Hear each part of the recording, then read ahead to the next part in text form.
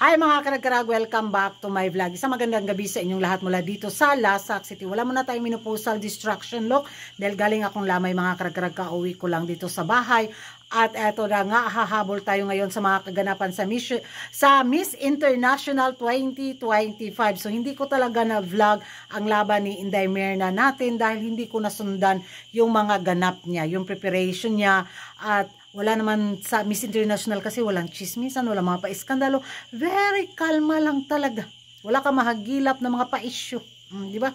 Kaya wala, hindi ako nag-update sa Miss International pageant at sa ating pambato na si Inday Myrna, pero nabasa ko yung story bitaw niya. Grabe din, no? As in, nakaka-touch yung kwento ng buhay ni Inday Myrna. So sa kanyang laban sa Miss International 2025, gwapa jud kay siya. Gwapa, nakikita ko yung mga picture niya, pero ang hirap kasi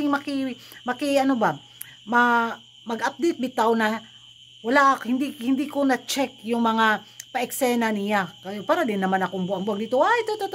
So, mas mabuti kasi yung pag kung nakichismis ako sa inyo is na-check ko ba, nasundan ko bitaw yung mga kaganapan, yun yung magandang ibalita. So dito sa laban ni Inday Myrna, na kung saan naiwi niya ang 4th runner-up sa Miss International 2025, naku, napakalaking achievement. Sa Big 4 pageant natin, di ba? Pasok tayo sa Miss World, pasok tayo sa Miss Universe, pasok tayo sa Miss Earth, pasok tayo sa Miss International. At least nakapasok tayo sa top 5. Kaya, big achievement na yon ang pinasa tao na to sa mundo ng beauty pageant. Kaya congratulations kay Inday Myrna. Kung may share pa kayong mga pa-eksena ni Inday Myrna sa Miss International 2025, comment down naman mga karag-karag dahil hindi talaga ako updated sa kanyang laban. So naghihintay na lang ako ng coronation, kaya ayun. So congratulations and we are so proud of you, Myrna. Kahit kami mga chismosa hindi masyadong nakasunod sa Miss International pageant. At updated naman tayo pag na si Maring Estefan na talaga ang gagawa na naman ng pa-eksena sa social media, di ba? Kaya na pag-uusapan. Pero dito sa kanyang journey sa Miss International 2025, nako, congrats! At speaking of congrats, nako, nasungkit na rin ng Colombia ang Miss International crown pang. So 1960 pala mga karag-karag, unang nasungkit ng Colombia ang corona sa Miss International at naging pambato nila si Madam Estela. So ngayon 2025 na, so 65 years bago ulit nasungkit ng Mexico, wala gidamang-daman naman ko ni Mexico ng Colombia ang Miss International 2025. So pangilang corona nila ito? Pang-apat ba or pangalawa? Comment down below mga karag-karag kung mali ako sa info ko. Parang pang-apat na corona yata ito ng Colombia. Kasi puro lang sila runner-ups, di ba?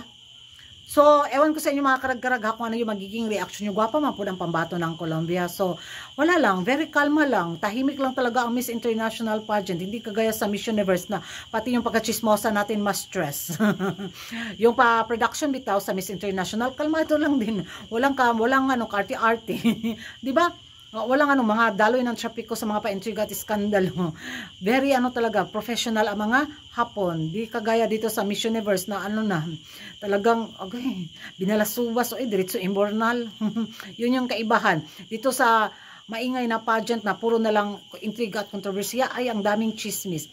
Tingnan natin tong sa Miss International, wala. After the coronation, wala na. Parang wala lang naganap na pangyayari, di ba?